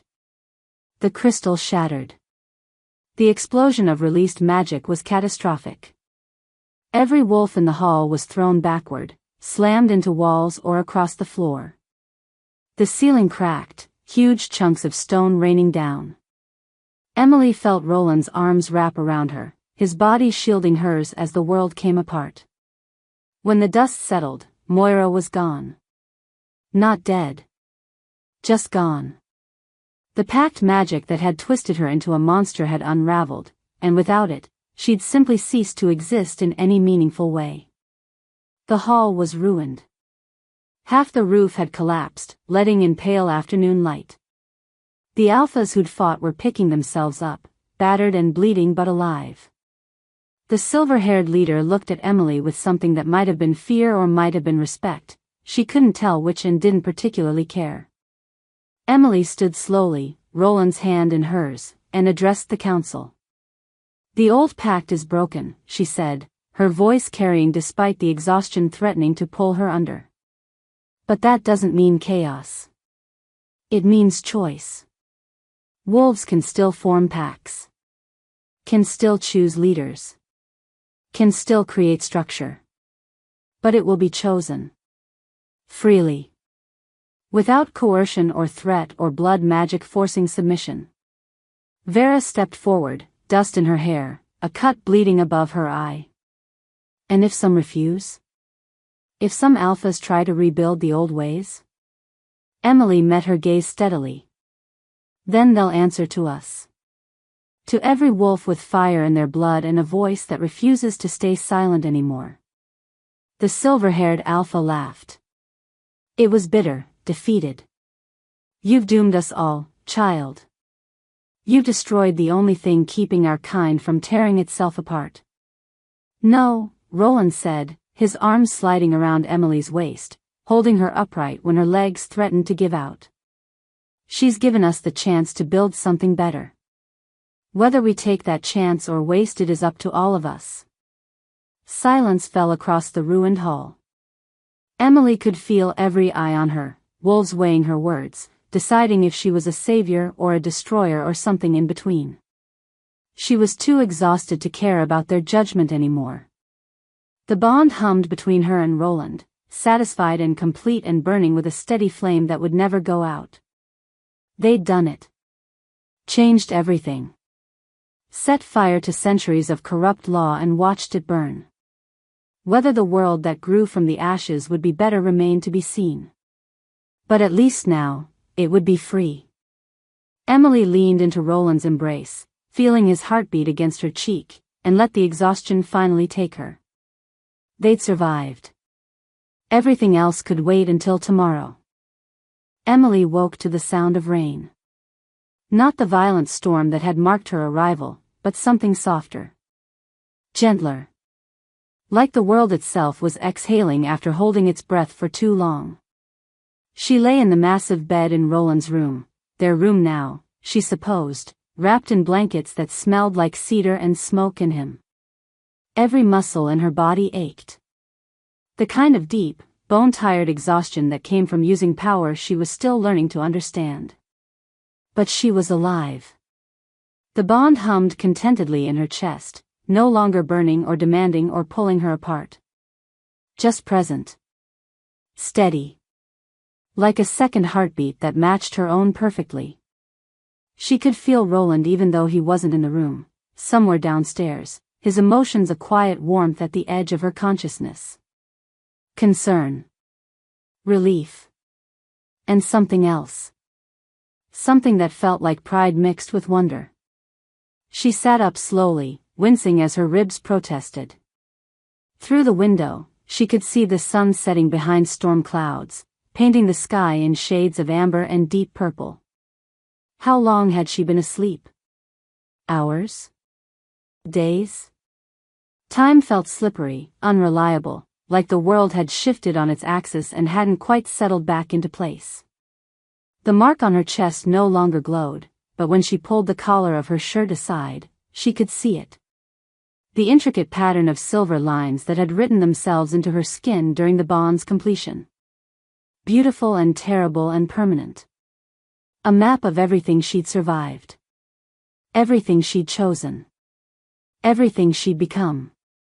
The door opened quietly. Roland stood in the doorway holding a tray, steam rising from what looked like tea and soup. When their eyes met, relief flooded his features so completely it made her chest ache. "You're awake," he said, and there was something raw in his voice. Vulnerable. Like he'd been afraid she wouldn't wake up at all. "How long?" Emily asked. 2 days. He crossed to the bed, setting the tray on the nightstand before sitting carefully on the edge of the mattress. Close but not crowding. Your body shut down after the bond completed. The healer said it was normal. That the power needed time to settle. His hand found hers, fingers intertwining. I was starting to worry normal was taking too long. 2 days. Emily tried to process that. What happened? After everything? Roland's expression darkened slightly. The council disbanded. Temporarily. 3 of the alphas left immediately, including the silver-haired bastard who wanted you dead. Vera and the others who sided with us stayed to help manage the fallout. He paused. Emily, what you did, what we did, it's spreading. Word travels fast among wolves. By now, every pack in the territories knows the old pact is broken. That forced bonds and blood rituals no longer hold power. And? She could feel his hesitation through the bond. Whatever came next, he was afraid of how she'd react. And some are celebrating. Omegas who've been held against their will are walking away from their packs. Weaker wolves who were culled or cast out are demanding to be heard. His thumb traced circles on the back of her hand. But others are angry. Terrified. Alphas who built their power on the old system are calling you a destroyer. Saying you've damned our kind to chaos and civil war. Emily absorbed this, feeling the weight settle onto shoulders that were already carrying so much. Do you think they're right? I think change is never clean, Roland said honestly. I think there will be violence. Packs splitting apart. Alphas fighting to maintain control while their wolves demand freedom. It's going to be ugly before it gets better. He lifted her hand to his lips, pressing a kiss to her knuckles. But I also think it was necessary. That corruption doesn't heal on its own. Sometimes you have to burn it out before something new can grow. I didn't mean to start a revolution, Emily whispered. I just wanted to be free. Freedom is always revolutionary to those who profit from chains. Roland's smile was sad but genuine. You didn't set out to change the world, Emily. You just refused to let the world break you. That's all any revolution really is. Enough people saying no at the same time. She looked at him, this ancient alpha who'd given up centuries of certainty for the chance to burn beside her, and felt something fierce and protective surge through the bond. What happens now? Now? He considered. Now we figure out how to live in the world we created. Together. His expression grew more serious. But I need you to understand something. There will be wolves who come for us. Not immediately. But eventually. Alphas who see what we represent as a threat. Packs who want to restore the old order. And they won't be satisfied with just defeating us. They'll want to make examples of us. So we run? The thought made her stomach turn. She'd spent 2 years running. She wasn't sure she had any more running left in her. No, Roland's voice was steel-wrapped in certainty. We stand. Right here. In this territory. And we show them that freedom doesn't mean chaos. That wolves can choose their paths without the world ending. We become living proof that another way is possible. That's a lot of responsibility, Emily said quietly. Yes. He didn't try to soften it. But you won't carry it alone. I'm with you. Vera and the others who sided with us, they're with you. And Emily, his eyes searched hers. Every Omega who just walked away from a forced bond, every weak wolf who just demanded to be heard, every parent who no longer has to fear their child being culled for being different, they're all with you too. Whether you wanted to lead them or not. Tears burned behind Emily's eyes. Not from sadness. From the overwhelming realization that her choice, one terrified girl refusing to submit, had given permission to thousands of others to make the same choice. I don't know how to be that person, she admitted. The one they need me to be. You already are, Roland said simply. You just don't see it yet. He was right. She could feel it through the bond. Not arrogance. Not blind faith. Just certainty. He saw something in her that she was still learning to recognize in herself. Strength that looked like survival. Power that looked like refusal. Leadership that looked like standing up even when standing was the scariest option. Maybe that was enough. Maybe it had to be. Emily squeezed his hand, drawing strength from his presence, from the bond that tied them together in ways that went deeper than magic or prophecy. Then I guess we figure it out together. Together, Roland agreed, and the words settled between them like a vow. They sat in comfortable silence as the rain continued its gentle percussion against the windows.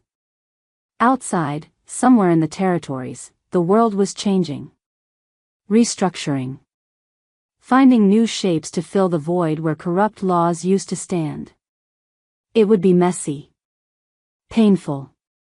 Some wolves would thrive in the new freedom while others would fight desperately to restore what was lost. But Emily and Roland would face it. Side by side. Fire and earth. Destruction and creation. Two halves of something the old world hadn't been ready for but the new world desperately needed. And maybe, just maybe, that would be enough. Emily looked out at the darkening sky, at the storm clouds breaking apart to reveal stars beyond, and let herself imagine a future that didn't involve running. A future where the mark on her chest was a symbol of choice instead of coercion. Where wolves like her could exist without fear of being used or broken or silenced. It was a beautiful dream. Whether they could make it real remained to be seen. But for the first time in her life, Emily believed it might actually be possible. So here's the question that matters. If you had been there, in that hall, when Emily stood between death and submission and chose a third option no one thought existed, would you have chosen her side? Would you have stood with the wolves who wanted freedom, even if it meant burning down everything familiar? Even if it meant chaos before peace? Even if it meant facing the wrath of every alpha who'd built their power on the backs of the vulnerable? Or would you have sided with the council? With order and structure and the comfort of knowing your place, even if that place was built on someone else's suffering? It's easy to say you'd choose freedom when you're not the one standing in the flames. But Emily chose it anyway. She chose it when it was terrifying. When it was impossible. When every instinct screamed at her to submit, to survive, to accept whatever scraps of safety powerful wolves were willing to offer. She chose freedom. And in doing so, she gave permission to thousands of others to make the same choice. Maybe she's a hero. Maybe she's a destroyer. Or maybe she's just a girl who refused to let the world tell her what she was worth. And maybe that's the most dangerous thing anyone can be. If this story lit something inside you, if Emily's refusal to be broken resonated with something deep in your chest, then do me a favor. Subscribe to Shayla's Romance Library. Because here, we don't tell stories about perfect heroines who wait to be saved. We tell stories about women who burned down the world that tried to cage them. We tell stories about mates who choose each other instead of accepting what fate demands. We tell stories about power that looks like survival, and love that looks like standing side by side in the flames. So hit that subscribe button. Because this is just the beginning. Emily and Roland's story isn't over. The world they set fire to is still burning. And there are wolves out there, powerful, desperate, dangerous wolves, who will do anything to restore what was lost. But there are also wolves who are learning to fly for the first time. And their stories are worth telling too.